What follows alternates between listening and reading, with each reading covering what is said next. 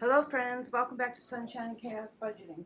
Okay, I've done a technique called spatchcock for the chicken where you take the back bone out and you lay it flat and you push down on it to make it as flat as possible. I'm going to be cooking this in my air fryer and I am looking for my olive oil, y'all.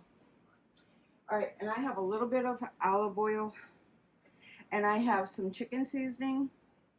And let me get a paper towel because this is very wet. I thawed this in our refrigerator. This is out of our meat hull. This is a really tiny chicken, but it'll be enough to feed Bobby and I.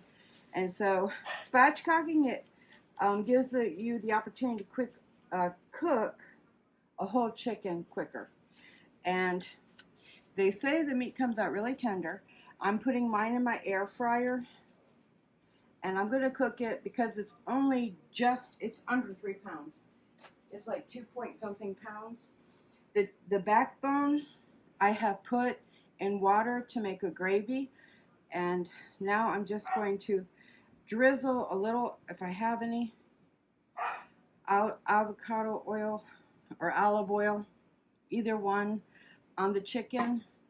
And then I'm going to put some seasoning on there. This is just chicken seasoning. And I'm just going to put it all over and then rub it in. And then it's going into an air fryer that's preheated to 400.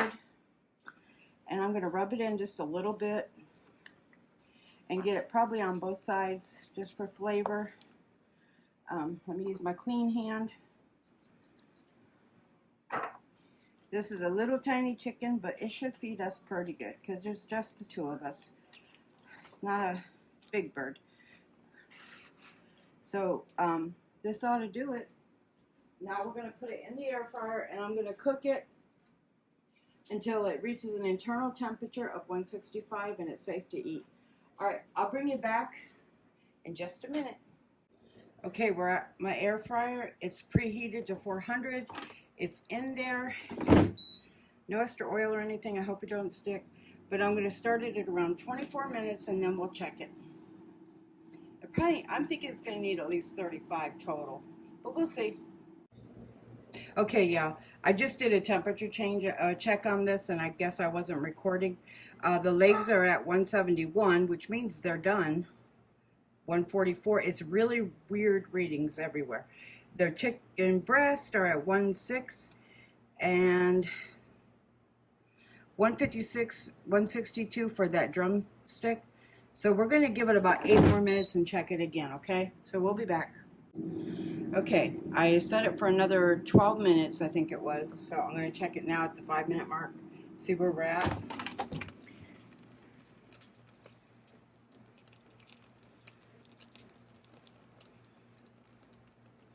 $127, 171.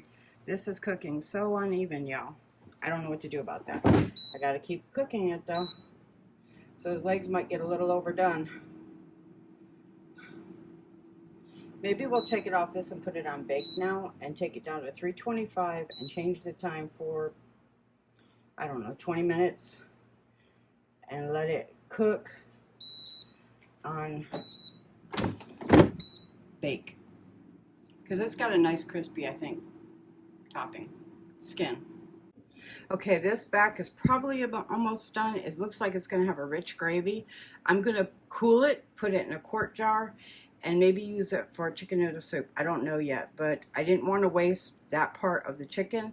I wanted to use it for something, and beef broth or bone broth or chicken broth is a great way to go with any of your scraps.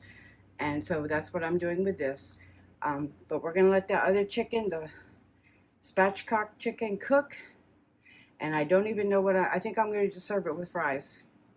Alright, y'all, I'm going to go ahead and flip the bird over because I'm worried that it's going to dry out before it continues, or fully cooks. So I'm going to because it's still raw, definitely. So we're going to flip it and let it get brown on this side and do some cooking on this side so that maybe it keeps the chicken breast and the drumsticks from drying out. I hope. But we'll be back. Alright, let's give it a a check now again and see how we're doing on. This is the weirdest chicken. It was definitely all the way thawed, which is really weird. And it's still kind of, it's not running clear, I don't think. It's running pink. Yeah, it's still running pink. So we're going to let it cook a little longer. Don't want raw chicken, that would be bad. All right, the time's come to an end. We're going to check and see if we need what we need to do now.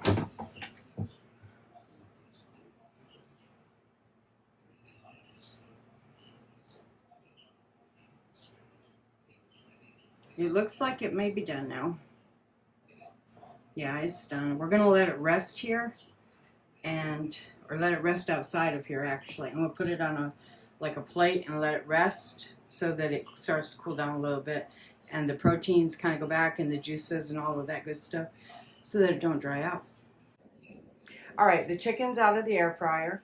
I have my broth that I made, and I've got this lid on here really loose, and I've got it on a pot holder because the jar can break. So I've just got it here. I'm letting it get to room temperature, and it's going in the refrigerator, and I'm just making French fries or a small salad to go with dinner tonight. But this is it. I'll take some pictures of it, and it's a good way to get some bone broth or gravy if you want to make mashed potatoes with this dinner. Take that the bone when you spatchcock the chicken and put it in hot water with some seasoning, salt, pepper, chicken seasoning, whatever, and do it lightly. And then you can always season the gravy when you get ready to make the gravy and get the flavor you're looking for, that gravy profile. But anyway, this is it. It's done. I'm letting it rest. And it's a small chicken, y'all. 2.5 or 8 pounds or something like that. Not quite 3 pounds. But it'll feed Bobby and I. It's just tiny. But anyway, God bless you. We're blessed to have food, so we're not going to complain. We're going to thank the Lord for it. I hope you have a wonderful evening, and I'll see you on the next video. God bless. Bye-bye.